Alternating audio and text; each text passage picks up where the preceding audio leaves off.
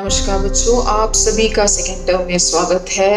अब हम ज़्यादा वक्त ना गवाते हुए हम अपनी मंजरी पाठ की ओर बढ़ते हैं, जो है बुद्धिमान एसप। यहाँ पर हमें ये जो कहानी है वो ये समझाने की कोशिश की गई है इस कहानी में कि हमें अपना जो काम है वो सूझबूझ के साथ करना चाहिए, और जो बुद्धिमान व्यक्ति है उसे सदैव जो अपना प्रत्येक कार्य है उसे सही सूझबूझ से वो करेगा तो उसमें सफल होगा, ये दिखाने की कोशिश की गई है। और व्यक्ति को अपनी जो बात है उस पर अडिग रहना चाहिए, उसे दृढ़ विश्वास होना चाहिए, तभी वो एक जो सफलता है उसके शिखर पर पहुंच सकता है। और हमें ये भी साथ में सिखाया गया है इस कहानी में कि अगर हम धैर्य और संयम रखेंगे तो हमें कितनी भी मुश्किल सिचुएशन हो, कितनी भी प्रॉब्लम्स आए, उसको हम पार कर सकते हैं, उससे हम निकल सकते हैं। तो बच्चों, हम अपनी जो कहानी है बुद्धिमान एसप उसकी ओर बढ़ते हैं और जानने की कोशिश करते हैं कि उसमें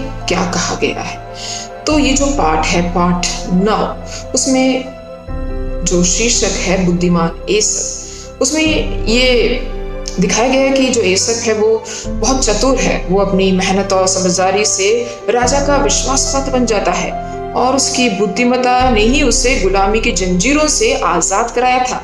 इसके अतिरिक्त कहानी हमें चुगलखोरों से सावधान भी करती है। चुगलखोर यानी बैक पिचिंग, कंप्लेन करना। तो कहानी में ऐसा है कि कैरेक्टर है चांद, जो एक छोटा सा बच्चा है, उसको नींद नहीं आ रही होती है, और वो माँ के पास पहुंचता है और माँ से कहता है मुझे नींद नहीं आ रही। तो माँ बोलती है अच्छा, कहानी सुनना चाहते हैं?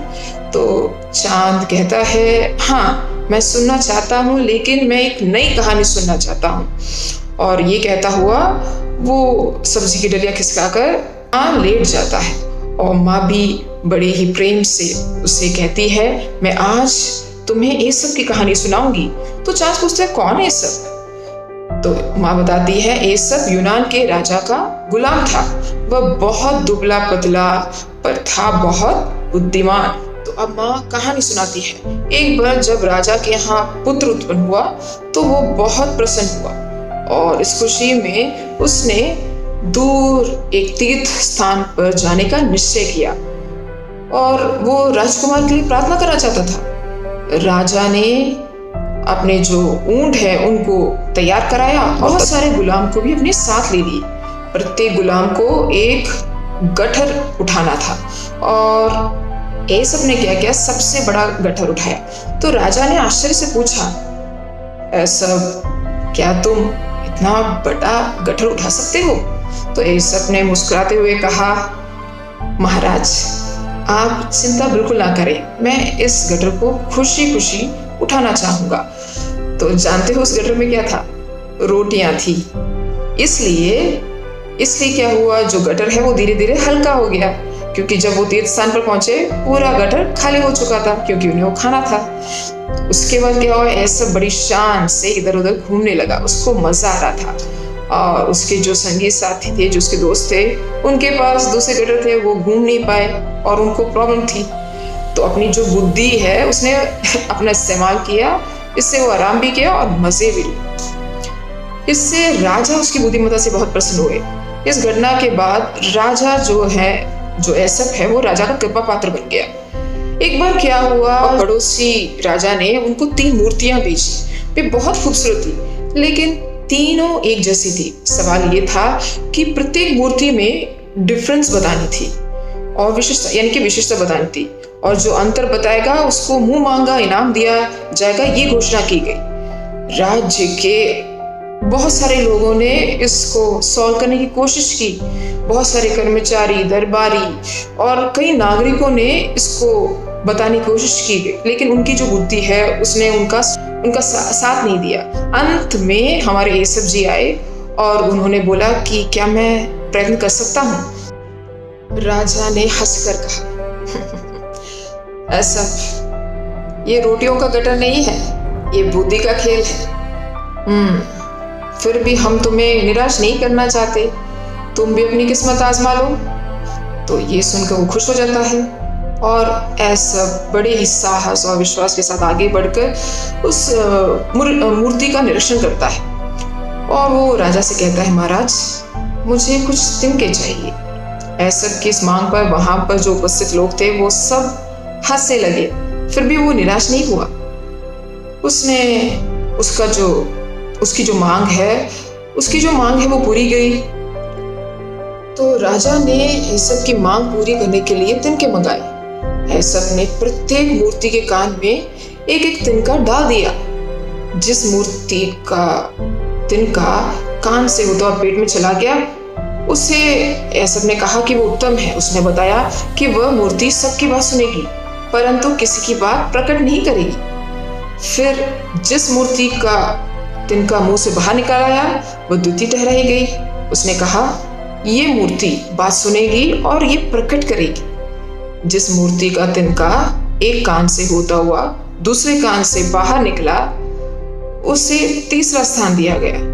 और ऐसब ने कहा कि ये मूर्ति हर बात को सुनेगी और दूसरे कान से बाहर निकाल देगी, अर्थात किसी बात पर ध्यान नहीं देगी कि कौन क्या कह रहा है, ये वो किसी बात पर ध्यान नहीं देगा।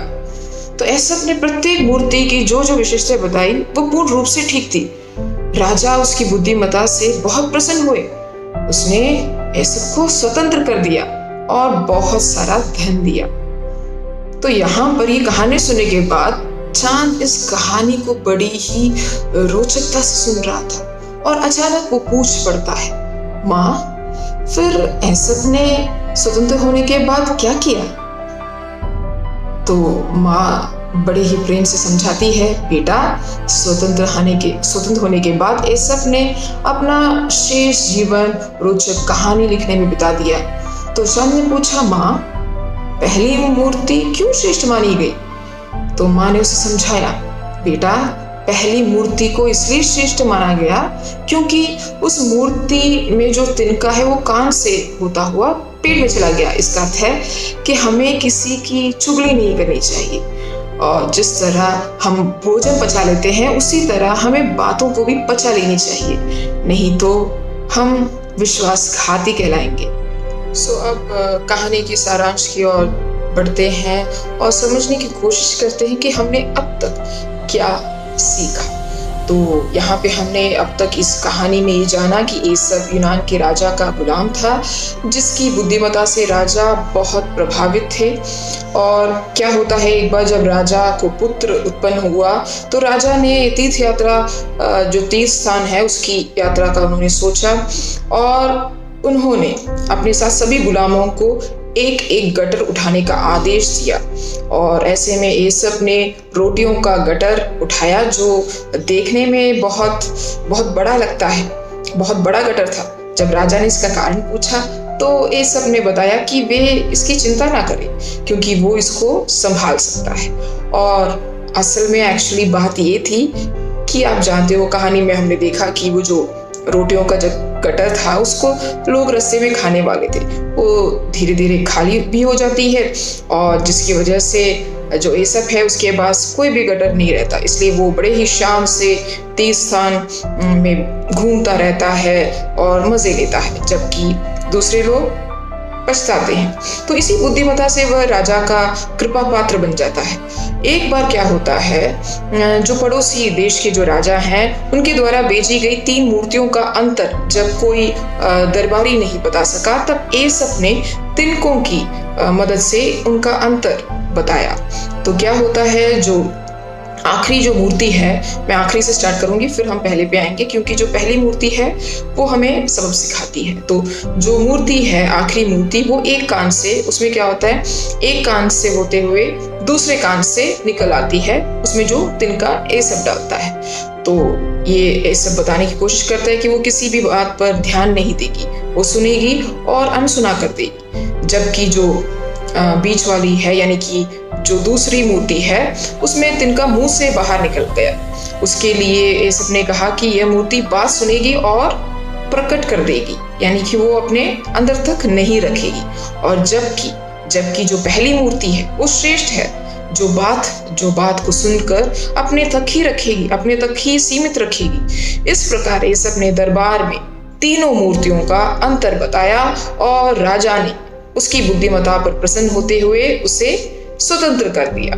तो इस तरीके से ये जो कहानी है वो हमें ये बताने की कोशिश करती है that the king of Greece was so impressed that he gave the freedom, he gave the reward as a freedom. उन्होंने एसप को बिल्कुल आज़ाद कर दिया। यहाँ पर जो एसप था, जो स्लेव था, वो जो किंग ऑफ ग्रीस है वो इतने इम्प्रेस होते हैं कि उसे उसकी गुलामी से उसे आज़ाद कर देते।